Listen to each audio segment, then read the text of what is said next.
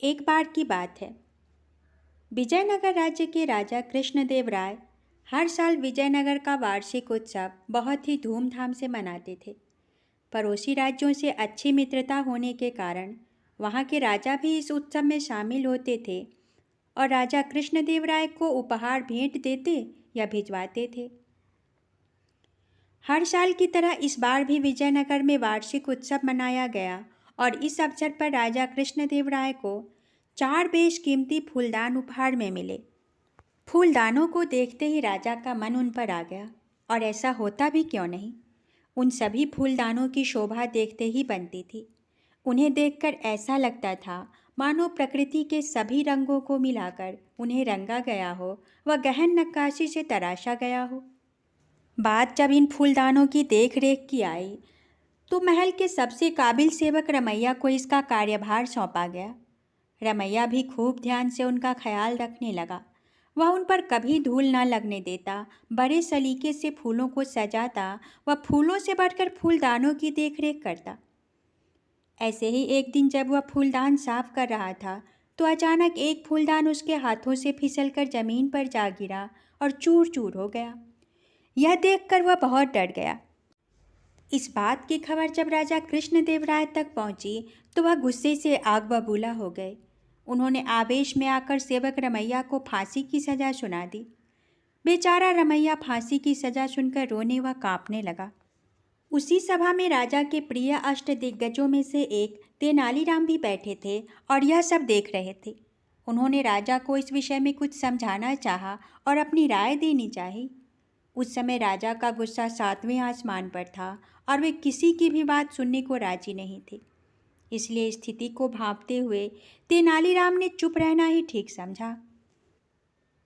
फांसी का दिन तय किया गया। सेवक रमैया का रो रो कर बुरा हाल था। ऐसे में जब तेनालीराम रमैया से मिलने के लिए गए तो रमैया उनसे अपने प्राणों को बचाने की गुहार लगाने लगा। तेनालीराम ने रमैया के कान में धीरे से कुछ कहा, जिसे सुनकर उसके चेहरे के भाव कुछ शांत हुए और उसने अपने आंसू पोंछे। आखिरकार फांसी का दिन भी आ ही गया। रमैया निश्चिंत शांत खड़ा था। फांसी देने से पहले रमैया से उसकी आखिरी इच्छा पूछी गई। रमैया ने झट से जवाब में कहा कि वह मरने से पहले बचे हुए तीनों फूलदानों को एक अंतिम बार देखना व छूना चाहता है।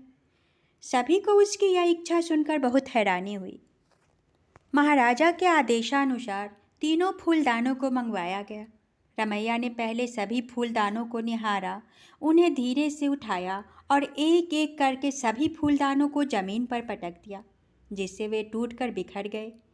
राजा यह देखकर गुस्से से लाल हो गए और उन्होंने रमैया से पूछा, मूर्ख, तेरी इतनी हिम्मत, बोल तूने ऐसा दुस्साहस क्यों किया?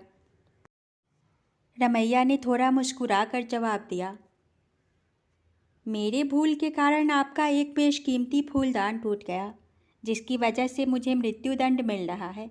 अगर भविष्य में किसी सेवक द्वारा ये तीनों फूलदान गलती से टूट जाते हैं तो मैं नहीं चाहता कि उन्हें भी मेरी तरह मृत्युदंड मिले और ये दिन देखना पड़े।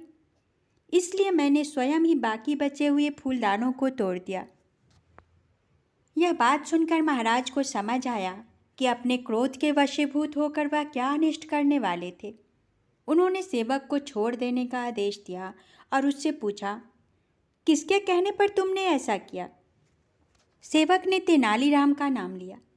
महाराज तेनालीराम से बोले, तेनालीराम, हम तुमसे बहुत प्रसन्न हैं। क्रोध के आवेश में लिया गया निर्णय कभी किसी के साथ न्याय नहीं कर सकता। आज तुमने हमारे हाथों अन्याय होने से बचा लिया। धन्यवाद। तो दोस्तों, देखा आप लोगों ने कि किस प्रकार तेनालीराम ने अपनी समझबूझ से न सिर्फ रमैया की जान बचाई बल्कि महाराजा कृष्णदेव राय के हाथों एक गलत निर्णय होने से भी बचा लिया। तो दोस्तों, यदि आपको हमारी यह कहानी अच्छी लगी और यह वीडियो पसंद आया तो कृपया हमारे चैनल को सब्सक्राइब करें और अपने विचार और सुझाव कमेंट बॉक्स में अवश्य भेजें।